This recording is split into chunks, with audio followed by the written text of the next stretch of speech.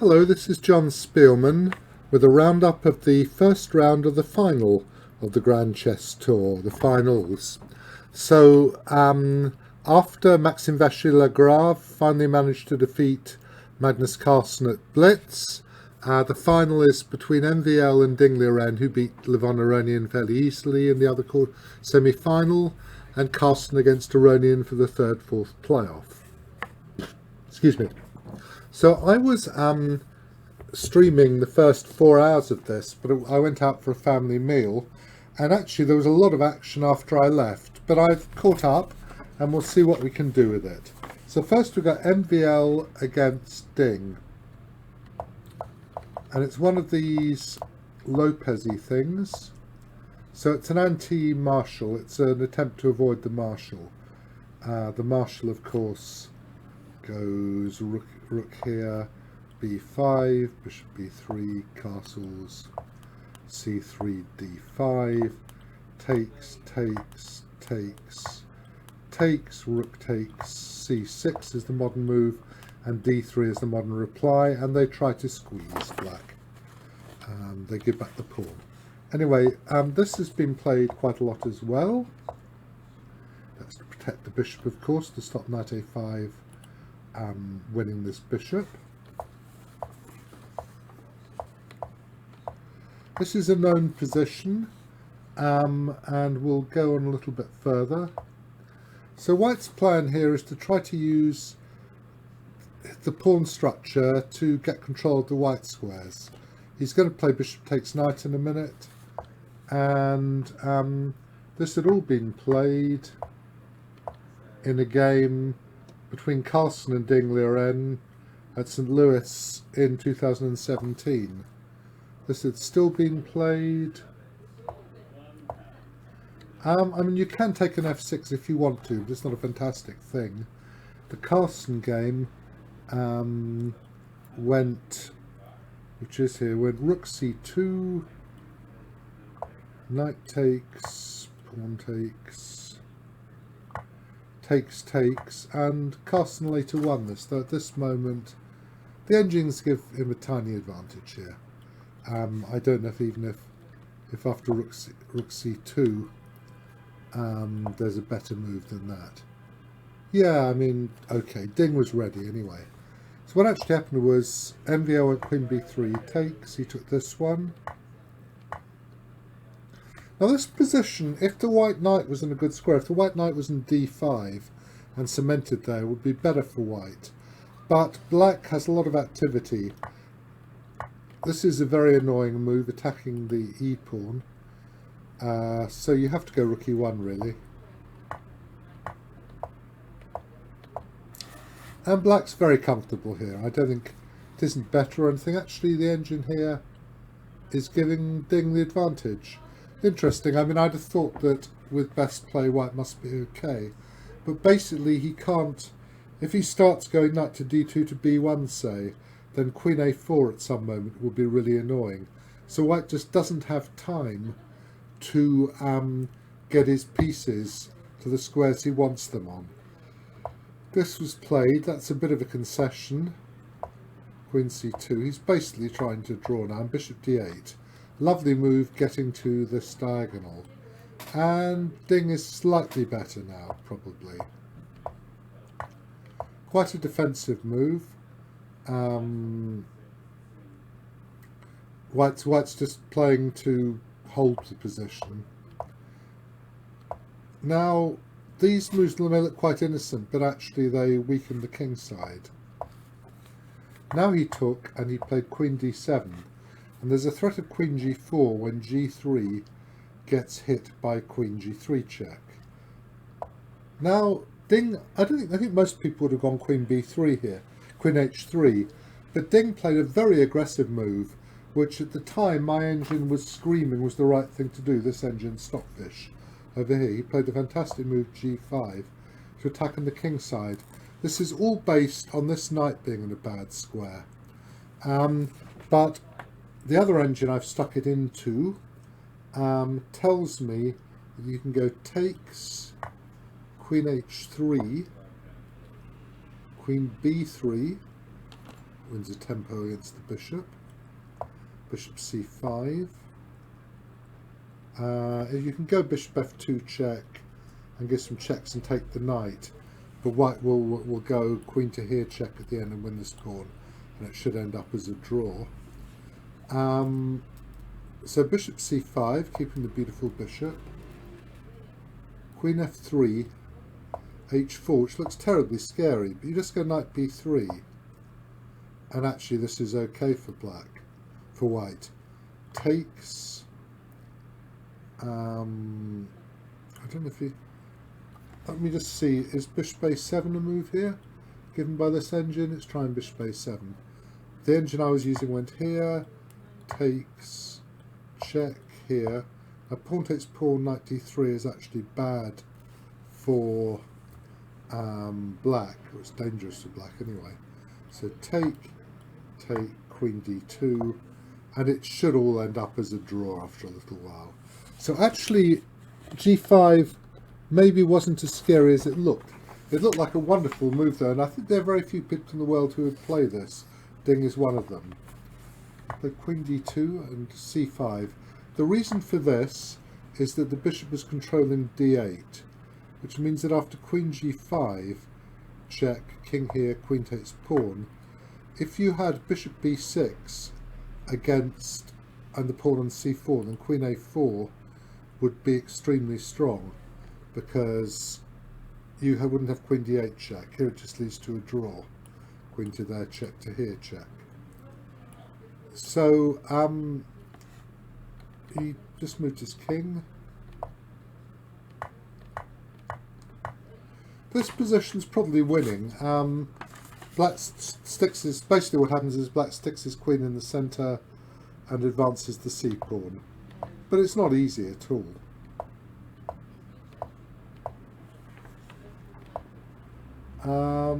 Round about here, I think that the engines, there were a number of things they really liked. Here I think they just wanted to go queen d2 check, and you can't go queen d2 check and c2 of course. I think maybe in this position they wanted to play queen e4 check actually. I think that was the move that really liked this engine. Here, check, c2, queen c5 check, you try to give perpetual check, king d7, queen checks, king e8. You can't quite do it. And without a perpetual, with this pawn this far advanced, it should be winning. It's not easy though, it's really hard. Now my engine here was saying that king c4, this engine anyway, saying that king c4, queen takes pawn with check, king d4 is the thing to do. And I suppose if it says -12 it's probably true. But it's terribly hard to see. I mean, if you went g6 for instance, what would you do? Go c2, pawn to here. And I suppose if you both queen, then it's going to be winning, is it? I suppose... Okay, I can believe it. It's just, it's very hard to analyse with 4 queens on the board. Extremely difficult. If check and queen takes queen, you play king takes queen. So if you go here now, here, takes, king takes, and queen to there check and queen back to there check is one of the lines. Okay, it's mate in 27. Okay, we'll believe it. But leaving that pawn on pre-suit check was very difficult. Ding did a lot of stuff. As I said, I wasn't here to see this stuff. So he's managed to get his king up the board, but it's been a big struggle. Now I think he should have played 1, 2, 3, 4, 5, 6, 7. I think he should have played pawn takes pawn. And if I ask a 7-piece database, it says losing. But he played a fairly obvious move. He played c2. Now queen f7, you have a lot of checks, do you? Is this still true? Okay, I'm asking. Queen, queen. And rather amazingly, although there are many, many, many checks, you don't block with this queen to f4. There's a queen e1 mate. But you block with this queen. And it turns out that after a zillion checks, Nothing happened. Not a thing, really. Must have been extremely nerve-wracking for MVL being checked by all these queens, but I've never seen this before. Have you? A four-queen ending, which goes on forever. And eventually he gave up and agreed to draw. So a very extraordinary game at the end. Ding played very sensibly. When he had the chance to hit MVL with g5, he did so, and he got a winning position, but then it was very difficult, and MVL managed to survive. Carlsen against Aronian, okay, it's the third full playoff game. They're probably... Well, Carlsen will certainly be less than delighted being the playoff for Aronian too. And they played one of these queen's pawn thingamies. Like b3. So this is a bit like a Queen's Gambit exchange variation, except the knight's in b3. He goes a4. I'm assuming that bishop takes f3 and knight takes d4 is ridiculous, because all the white's pieces pour out and you get your head kicked in. So he went here. That's to get control of this diagonal. Carlsen had a long think here, and we thought he might go here. I'm sorry, I didn't really want the engine on. And there's a line that goes... So you're threatening knight f4 now, so probably white plays h3. Probably knight c5. And this maybe is okay for black. It's not obvious. You can either go bishop to d6 to c7 or bishop e7 to d8. White tries to do something on the queen's side, but it's not that. One b6 is restrictive, but not that fantastic. And I think if I ask the engine, it thinks it's probably plus a bit of a pawn, yeah. Okay, Carlsen could have done that, but instead he just went back.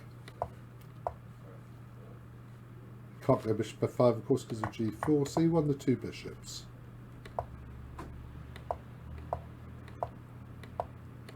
And they started playing chess.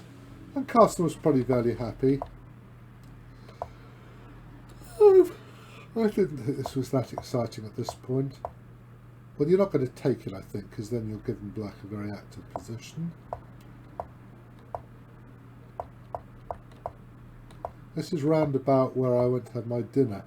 That's a very useful move. If you have time to play king g2 and get control, then controlling this square is definitely a boon. Knight f8. Bishop takes g3, pawn takes queen takes king h1 is ridiculous at the moment.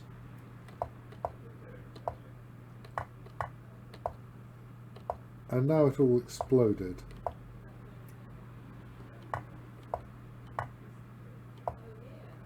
That's a very fine move.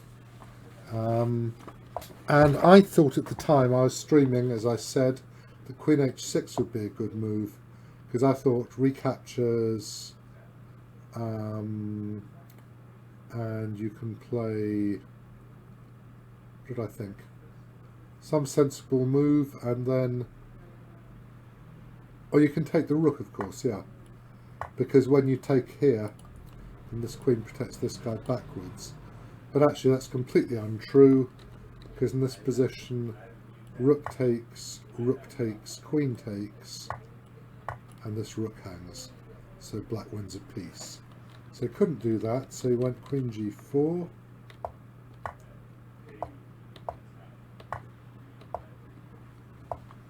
This is the best move. I think rook here is there. You play bishop b3 here because you're... What can you do here? I can't remember. Knight b4 is possible because the queen's protected. Rook c8 was the best move, in fact. Very, very difficult melee. It's about where I left it. And now he should have gone rook c4 here.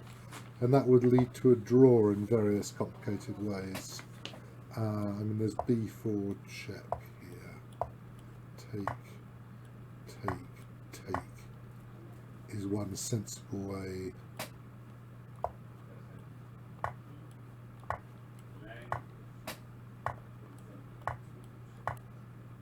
and it's completely equal. So that was a possible line, but he went knight c3 check, knight f3 check for Levon. Now white's got some chances. Knight e6, I'm not sure if it's a great move. He just took it and went bishop e4, and suddenly you can't go rook a6 of course because of queen a7, and you're not going to lose material, so you're going to be the exchange down with those queenside pawns.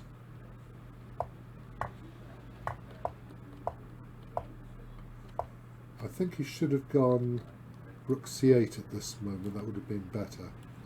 I think if that's what I thought. And this is what number, rook c8 somewhere. b5 rook c3 b7 b6 rook f7, and allegedly this is okay. I suppose this horse is trapped by the bishop. I mean, it looks a bit scary, you're going b7 or something. Anyway, he didn't do that, that would have been what he should have done. But he can't go bishop b4 because if knight takes rook, knight takes rook. So you end up with this position. Now you had c5 threatened, so you had to do this. And this is deeply unpleasant. I don't know if it's completely winning or just partially winning or what. Magnus won it fairly easily anyway. But at e5 doesn't look like a great move, it weakens the white squares. I mean, if you went h5 check, then actually you'll get into the territory in which white might even be able to swap rooks on b7 and make passed pawns on the g file and the c file, or the g file and the b file, and that's going to be so far apart that the extra e pawns are relevant and white's just going to win somehow. They're going to be 500 billion Zugzwangs. Well, actually, even the pawn on e5 may not even help, but you'll get your king, and eventually something awful will happen to black. It's just how it always goes. There are always these Zugzwangs, and eventually it's got to go. So, well, anyway, it went here, so he made another weakness. And here, now there's a threat of bishop d7, followed by c7, and if you go here to get on the other side of the pawn, then you can just take this, and Levon didn't fancy trying to, he's obviously lost. Here you have this move, of course you can't even take this pawn because of rook g6 check. So two very fighting games today, big battles. And eventually a draw. MVL managed to make a draw after a lot of trouble in this very, very odd ending, which of course is a 7-piece ending. King and 2 queens each and an extra pawn actually for white, but black's given the checks. And so you could actually follow it with the 7-piece endgame engine in Lichess if you wanted and verify that nobody ever made a mistake. And Magnus eventually winning against Levon. So let's hope we have more excellent bloodshed tomorrow. Okay.